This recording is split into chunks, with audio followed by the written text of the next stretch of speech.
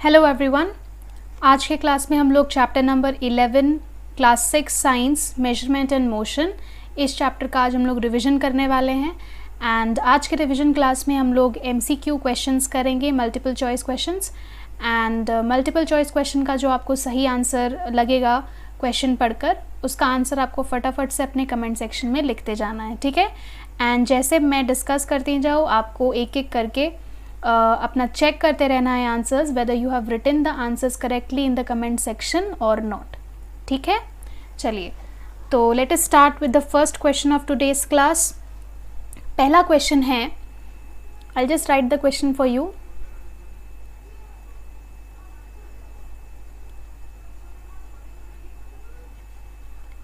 Which of the following is a correct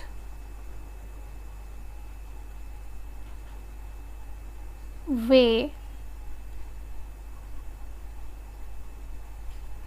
to measure time? ठीक है, I'll just give you options 5, 5s, 5 sec, and last is none of these. ठीक है, so now I hope you are able to read the question. आप question को अच्छे से पढ़िए, समझिए एंड मुझे अपना जवाब कमेंट सेक्शन में लिख कर बताइए कि इनमें से कौन सा सही तरीका है टाइम को रिप्रेजेंट करने का, टाइम को मेजर करने का। 5, 5 सेकेंड, 5 सेक और नन ऑफ दीज। ठीक है, सही से बताइए। देखते हैं क्या आपका सही जवाब आता है। आई होप अभी तक आप लोगों ने लिख लिया होगा। It is very very easy, इसमें कुछ समझने जैसा नहीं है, बहुत ही ज़्यादा आसान है आंसर। सो फर्स्ट क्वेश्चन का आंसर आपका होगा second option correct, that is 5s। Second के लिए अगर हमें शॉर्ट फॉर्म लिखना होता है तो हम s लिखते हैं, ना कि SEC लिखेंगे। SEC नहीं लिखेंगे, दैट वुड बी रॉन्ग। अगर आपने SEC लिखा है तो वो गलत है। हम लोग शॉर्ट फॉर्म SEC नहीं लिखते हैं, S लिखते हैं। ठीक है, सो सेकेंड ऑप्शन जिन लोगों ने भी लिखा है कमेंट सेक्शन में, दैट इज़ एब्सोल्युटली करेक्ट। अभी चलिए हम लोग नेक्स्ट क्वेश्चन में बढ़ जाते हैं। नेक्स्ट क्वेश्चन आपके स्क्रीन पर है। I will just write the question. Question number 2।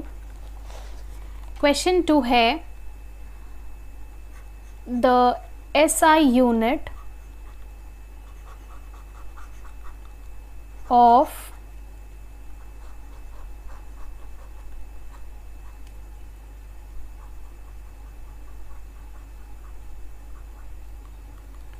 Electric current is,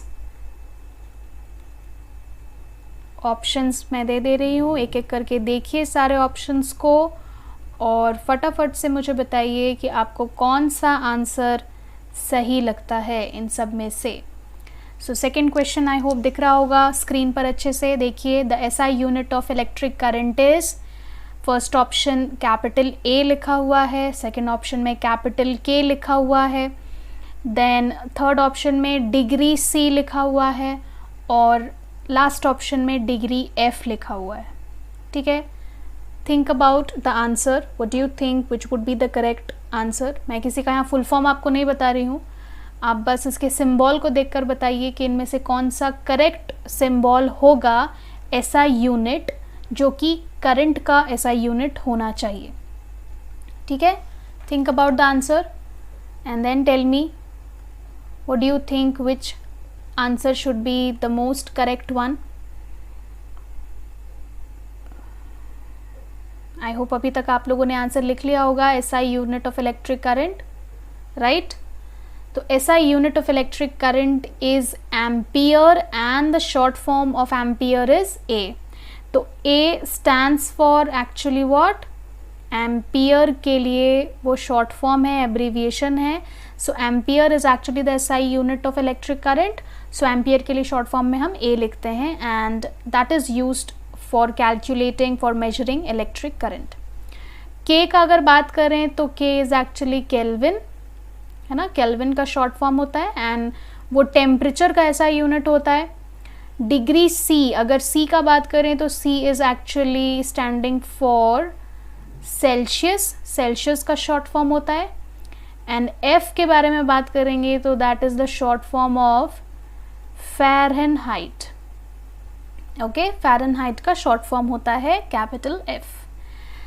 kelvin, Celsius and Fahrenheit, all the three are used for measuring temperature, temperature measure करने के यूनिट्स हैं, लेकिन केल्विन ही एसआई यूनिट है। Out of the three units Kelvin is the SI unit. Okay, चलिए, that was a bit of information. अभी हम लोग नेक्स्ट क्वेश्चन में पढ़ते हैं। आई hope you all are ready for the next one. चलिए, नेक्स्ट क्वेश्चन है क्वेश्चन नंबर 3। 2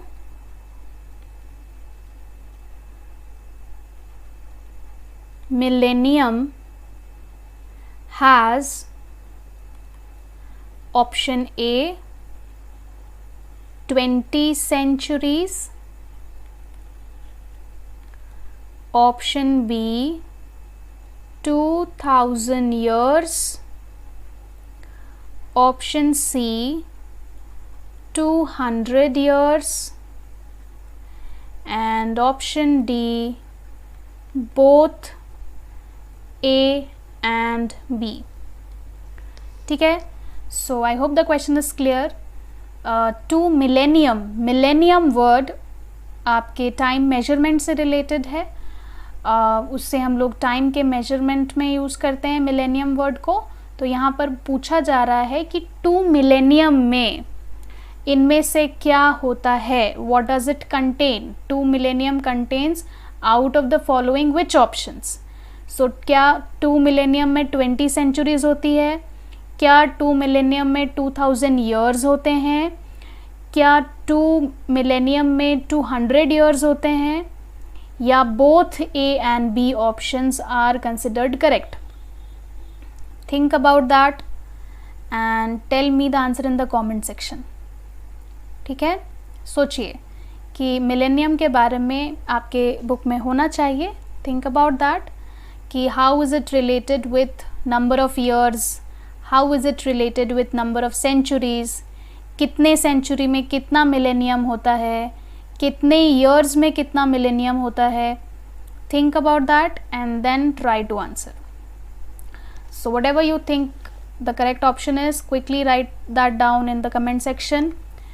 चलिए, हम आपको यहाँ पर आंसर बता देते हैं, what could be the answer for this. I just discuss that and then I take the correct option. ठीक है, सबसे पहले अगर आपको कोई बोलता है 1 मिलेनियम में कितने ईयर्स होते हैं या कितने सेंचुरीज होते हैं, तो then that I am going to write first of all 1 millennium contains 10 centuries.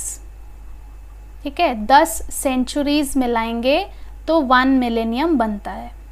Okay, and 1 century, एक सेंचुरी में जब एक सेंचुरी कंप्लीट होती है, सालों की जब एक सेंचुरी कंप्लीट हो जाती है, तो देन 1 सेंचुरी में आपके 100 ईयर्स होते हैं, राइट। तो 100 ईयर्स जब कंप्लीट होते हैं तो we say that 1 century has completed. तो अगर ऐसे 10 सेंचुरीज़ का बात करें तो 10 सेंचुरीज़ में कितने साल हो जाएंगे, 1000 सेंचुरीज़ हो जाएंगे, क्योंकि 100 ईयर्स में 1 सेंचुरी है, तो 10 सेंचुरीज़ में कितना होगा, इंटू 10 करना पड़ेगा, तो that is going to give you 1000 years. And this 1000 years को हम क्या कह सकते हैं, 10 सेंचुरीज़ बोल सकते हैं, एंड 10 सेंचुरी में 1 मिलेनियम होता है। ठीक है, so these 3 things you have to keep in mind and then answer the question. यहाँ पर 1 मिलेनियम से क्वेश्चन रिलेटेड नहीं है, 2 मिलेनियम से question related. Question is asking you for 2 millennium. So 1 millennium has 10 centuries, so 2 millennium will have 20 centuries, right?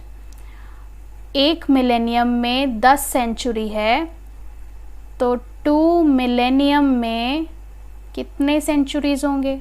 Just double of that, right? 20 centuries होना चाहिए, है ना? यहाँ से आया ये कॉन्सेप्ट, मैंने इधर से लिया है। सो 1 मिलेनियम में 10, तो 2 मिलेनियम में 20, ठीक है। अब 1 मिलेनियम में कितने साल हम लोगों ने फाइंड आउट किया अभी तुरंत? 1 मिलेनियम में हम लोगों ने 1000 ईयर्स फाइंड आउट किया, तो यहाँ पर लिख देते हैं 1000 ईयर्स। तो 1 मिलेनियम में 1000, तो फिर 2 मिलेनियम में कितना? जस्ट उसका डबल, है ना? So we are just going to double that, multiplied with 2, that is going to give you 2000 years, right? अब ये वैल्यू कहाँ है ऑप्शन में? किस ऑप्शन में 20 सेंचुरीज लिखा हुआ है और किस ऑप्शन में 2000 ईयर्स लिखा हुआ है? ये तो ऑप्शन ए में भी है, ऑप्शन बी में भी है, तो इसीलिए हमको ऐसा ऑप्शन चुनना पड़ेगा जिसमें ए और बी दोनों होगा। That means option number 4th, ठीक है? Both A and B, that will be the correct option here, ठीक है? So I hope you understood कैसे हम लोग का ए और बी दोनों हम कैसे चुन रहे हैं। आई होप आपको समझ आ गया होगा। तो quickly let us move on to the next question. And जिन लोगों ने भी पहले ही से ऑप्शन डी बताया, very good, your answer is absolutely correct. Question 3 के बाद question number 4, a leap year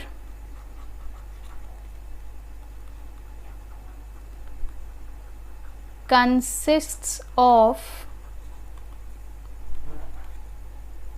365 days, second 364 days, third 366 days, and the last all of these. Okay, just quickly answer this. ये एक तरीके से just like a GK question, and you should know कि leap year में कितना सारा दिन होता है। How many days are present in one leap year, you should know that. तो सोचो और बताओ कितने सारे दिन होंगे एक लीप ईयर में? 365, 364, 366 और ऑल ऑफ दीज। क्या लगता है कौन सा ऑप्शन सही होना चाहिए? Think about that and quickly right your answer in the comment section, ठीक है? जल्दी से फटाफट से बताइए क्या आंसर सही होगा। So I am going to now discuss the answer. यहाँ पर नॉर्मल ईयर, अगर वो एक नॉर्मल ईयर है, अगर लीप ईयर नहीं है, तो नॉर्मल ईयर के लिए 365 डेज होता है पूरे साल में, ठीक है? लेकिन लीप ईयर होता है तो एक दिन एक्स्ट्रा हो जाता है, जो फरवरी मंथ में एक दिन हम एक्स्ट्रा देखते हैं, जैसे 29 फरवरी, वो एक एक्स्ट्रा दिन उसमें जुड़ जाता है। So that is why leap year will have 366 days all together, normal year से एक दिन ज़्यादा। ओके, चलो नेक्स्ट क्वेश्चन। आई होप आप लोग सबको पता होगा लीप ईयर के बारे में, एंड 366 डेज अगर आपने लिखा है ऑप्शन में, then it is absolutely correct. Now let us move on to question number 5. Question 5, I'll just quickly write the question for you. The abbreviation of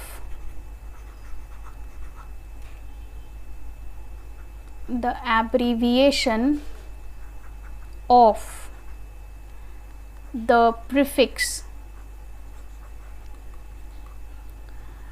micro is, I'll just write the options. ये question है कि micro का abbreviation, micro का symbol क्या होता है? Micro एक prefix है, जैसे कि सेंटीमीटर के लिए सेंटी एक प्रीफिक्स है, मिलीमीटर के लिए मिली एक प्रीफिक्स है, किलोमीटर के लिए किलो एक प्रीफिक्स है। उसी तरीके से micro is a kind of a prefix, okay? And उसका एक शॉर्ट फॉर्म होता है, एक सिंबल होता है, एक एब्रीविएशन होता है, और सही एब्रीविएशन ही आपको इस क्वेश्चन में चूज़ करना है, okay? So I'll just quickly write the options. Just carefully see the options and tell me कौन सा इसमें से आपको लगता है कि सही एब्रीविएशन है, okay? See, now read the question 5, Abbreviation of the prefix micro is, there are 4 options written. Think about the options, see the options carefully and फटाफट से आंसर बताइए कमेंट सेक्शन में. Okay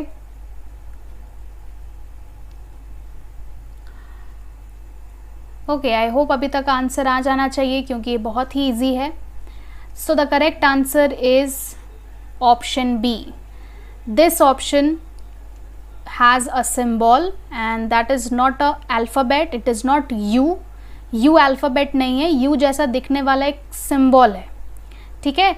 and this symbol is used for the prefix micro. तो option B आपका सही option है, right? so if you have chosen option B then it is absolutely correct. अगर आपने option B नहीं चुना है तो फिर आपका आंसर सही नहीं है. ओके कोई बात नहीं अगर गलत हो गया तो. चलो next question 6. Be ready for the next question. Next question is a boy weighs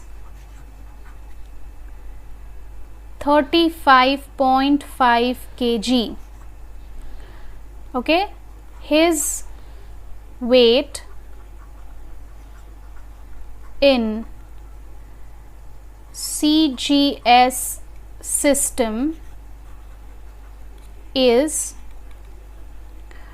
so the options are 3550 gram, second option is 35500 gram, then third option is 355 gram and fourth option is 0.355 gram. Okay so एक boy का wait दिया हुआ है, body weight दिया हुआ है, that how much the boy is weighing. तो उसके बॉडी वेट को मेजर किया गया तो पता चला है कि उसका बॉडी वेट है 35.5 kg. kg is the SI unit है ना, एंड MKS में भी हम लोग kg ही लेते हैं मास का यूनिट.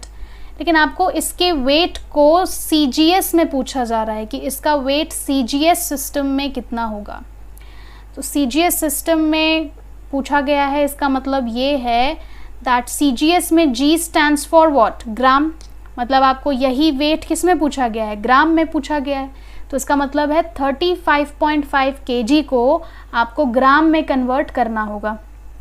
अब ग्राम में कन्वर्ट करने के लिए हम क्या करते हैं, kg को क्या करते हैं ग्राम में कन्वर्ट करने के लिए, वी मल्टीप्लाई दैट विथ 1000.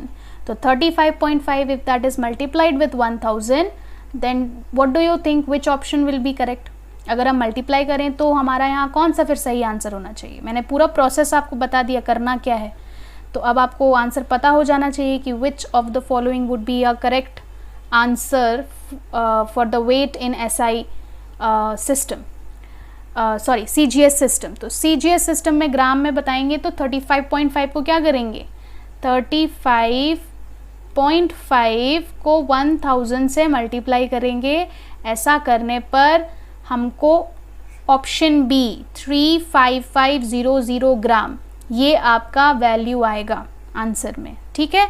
बाकी सारे ऑप्शंस में कुछ कुछ गलतियां हैं, कुछ डिजिट्स नहीं लिखे हुए हैं या डेसिमल पॉइंट रॉन्गली प्लेस्ड है, जो भी है मतलब कुछ कुछ आपको वहाँ पर एरर्स दिखेगा. ऑप्शन बी पूरी तरीके से फिर सही है, ठीक है, कि 35.5 को 1000 से मल्टीप्लाई करने पर वो ग्राम में कन्वर्ट होता है. आंसर आपका फाइनली होना चाहिए 35500 gram. Okay so if you have written option B, अगर आपने 35500 ग्राम लिखा है देन आंसर आपका बिल्कुल सही है. ओके अगर नहीं लिखा है तो फिर गलतियां हैं, तो देख लीजिए कहाँ पर मिस्टेक हुआ है, आपको बस 1000 से मल्टीप्लाई करना था, राइट. चलिए अभी हम लोग क्वेश्चन नंबर 7 में बढ़ते हैं. Question 7 is just on your screen. I am just going to write that. The question is the length of the pencil, the length of the pencil is measured as 12.8 centimeter. ठीक है, एक pencil का length major किया गया है and that is coming to be 12.8 centimetre. आपको पूछा गया है its length in MKS system will be,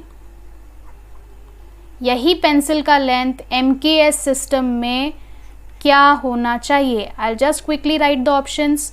आप फटाफट से ऑप्शन चूज करके मुझे बताइएगा कि आपको क्या लगता है क्या आंसर होना चाहिए।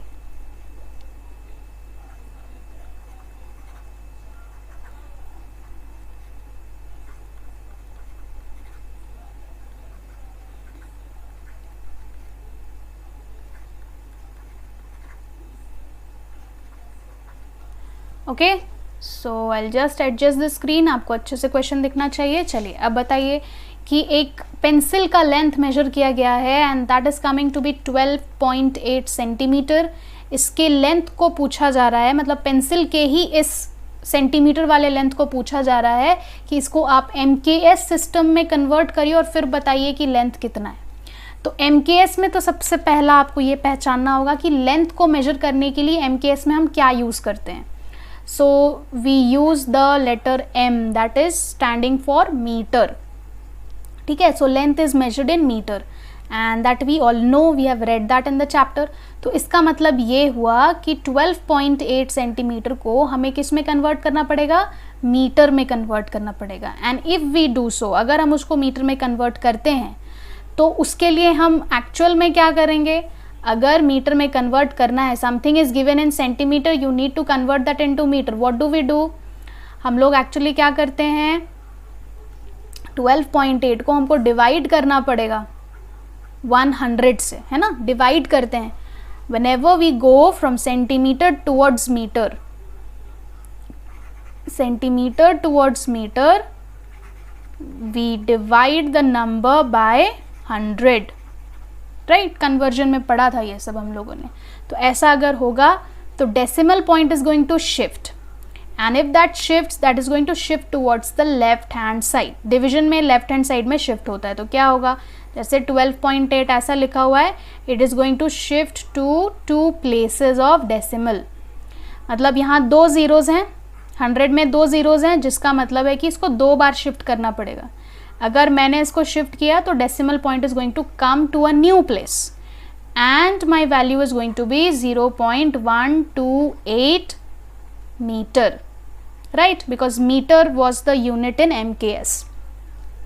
अब 0.128 कहाँ पर है, 0.128 A में तो नहीं दिख रहा है बिकॉज इट इज 0.0128, B में दिख रहा है, C में भी दिख रहा है, D में भी दिख रहा है, लेकिन यूनिट भी आपको देखना है कि that should be metre. D में वो किलोमीटर लिखा हुआ है, C में मिलीमीटर लिखा हुआ है और B में मीटर है, तो that means B is the most appropriate answer. सबसे ज़्यादा अप्रोप्रिएट अगर कोई आंसर है तो दैट इज ऑप्शन B। तो 0.128 नंबर भी मैच कर रहा है हमारे आंसर से और यूनिट भी मैच कर रहा है, तो इसीलिए हम ऑप्शन B चूज करेंगे। 0.128 metre will be the correct answer here for the length expressed in MKS system of units. Okay, I hope that is clear to everyone. कोई कंफ्यूजन नहीं होना चाहिए। If you have any confusion quickly write that in the comment section. अगर कोई confusion है तो मुझे ज़रूर से बताइएगा, कमेंट सेक्शन में लिखिए अगर कोई दिक्कत है कहीं पर। Okay, I try to explain that also. चलो, next is question number 8 and this is related with parallax error. If you remember, we had read something related with parallax error. तो अगर आपको याद है तो उसी से related question है। Okay, so be attentive what I'm going to write, quickly read that and try and understand what should be the answer. Okay, so parallax error can be avoided by, I'll just quickly write the options, by taking measurement in an inclined way, second option, keeping the ruler tilted. Option C, taking measurement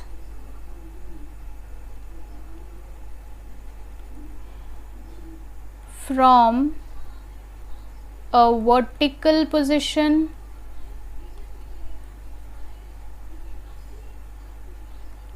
Okay, and D, none of these. Okay, so just quickly read all the statements given in the options and tell me which of one of them is appropriately correct for the answer.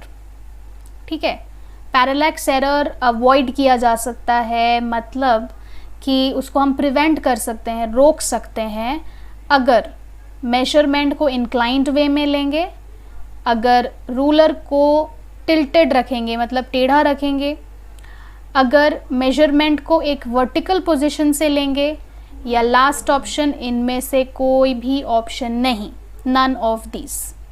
So think about that. What do you think?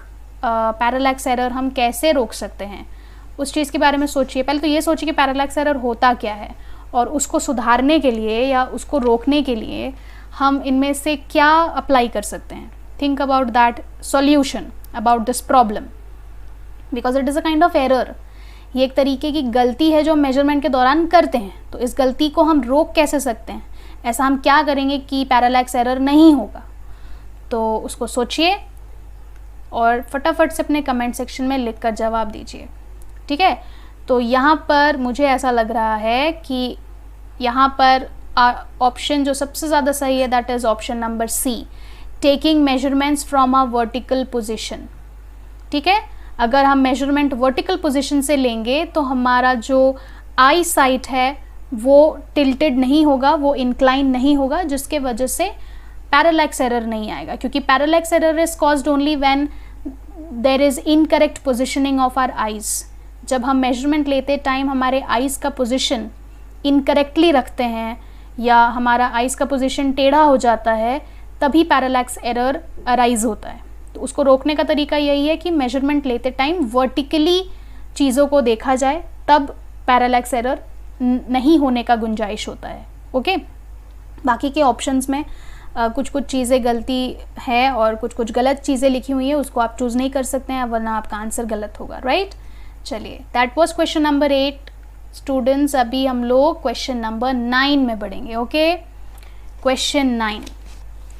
Question 9 is in which question 9 in which of the kinds of motion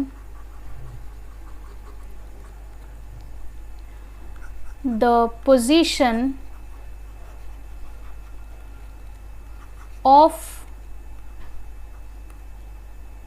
the object does not change. Okay, I'll just write the options for you. Options are translatory, second is rotational, third is random, and fourth number D is circular. Okay, I hope अभी question दिख रहा होगा अच्छे से. Which of the kinds of motion the position of the object does not change. इनमें से कौन से मोशन में बहुत सारे टाइप के मोशंस दिए हुए हैं ऑप्शंस में, तो उसमें से ऐसा कौन सा मोशन है जिसमें ऑब्जेक्ट का पोजीशन नहीं बदलता है, ऑब्जेक्ट अपने पोजीशन पर ही टिका हुआ रहता है, उसका पोजीशन नहीं बदलता है. क्या वो ट्रांसलेटरी मोशन है, इज़ दैट रोटेशनल मोशन, और weather it is random motion, या फिर वो सर्कुलर मोशन है. तो सोचिए और बताइए कि इनमें से कौन से मोशन में ऑब्जेक्ट अपने जगह से नहीं कहीं और जाता है, अपने ही जगह पर, अपने ही पोजीशन पर टिका हुआ रहता है. So I hope if you have prepare the chapter properly. अगर आपने ये मोशन वाला टॉपिक अच्छे से पढ़ा है तो इसमें कोई दिक्कत नहीं होनी चाहिए, है ना, because it is all related to the definition of the types of motion. चलिए अभी हम लोग देखते हैं कि इसका सही आंसर क्या होना चाहिए. पहला तो ट्रांसलेटरी मतलब होता है कि where the whole body is moving from one place to another place and it is of two types, rectilinear and curvilinear. मतलब straight line motion also and curved line motion also. तो दोनों type के motion को साथ में हम translatory motion कहते हैं, और उसमें पूरा पूरा बॉडी एक जगह से दूसरी जगह चला जाता है. मतलब ट्रांसलेटरी में पोजीशन बदलता है, इसका मतलब हम ट्रांसलेटरी चूज़ नहीं कर सकते हैं. सर्कुलर मोशन में भी सर्कल वाले पाथ में, सर्कुलर पाथ में ऑब्जेक्ट गोल गोल घूमता है. इसका मतलब है कि हर एक पॉइंट पर उसका पोजीशन बदल रहा है, because it is moving in a circle. तो पूरे सर्कल को कवर करने के लिए वो अपना पोजीशन हर बार बदलता जाएगा, हर बार चेंज होता जाएगा. तो सर्कुलर मोशन भी हम चूज़ नहीं कर सकते हैं. रैंडम मोशन तो हर एक तरीके से हर एक टाइप के मोशन का मिक्सचर है, तो इसीलिए रैंडम मोशन में भी पोजीशन बदलता है. रोटेशनल मोशन फिर हमें चूज़ करना पड़ेगा, because that is the most correct one here, क्योंकि रोटेशनल मोशन में एक एक्सिस के अबाउट ऑब्जेक्ट घूमता है, लेकिन वो एक्सिस एक जगह फिक्स्ड रहता है, जिसकी वजह से ऑब्जेक्ट का भी पोजीशन फिक्स्ड रहता है. ठीक है. So the central axis about which the object rotates, about which the object is moving, about its central axis, that central axis is fixed, which is also making the object fixed at its own position. It does not change the position in rotational motion. तो इसलिए rotational will be the most correct answer. आपने अगर option B लिखा है, rotational motion लिखा है answer में, then your answer is absolutely correct, no problem. चलिए last question for today. Let us discuss the last question for today. I hope अभी तक आप लोगों को किसी क्वेश्चन में कोई डाउट नहीं है. अगर डाउट है तो आप लिख सकते हैं कमेंट सेक्शन में. I'll try and solve that for you. Question number 10 है, the earth's axis is tipped over about, I'll just write the options. First option है 23.5 degree from horizontal. Second option is 23.5 degree from vertical. Third option is 23 degrees from horizontal.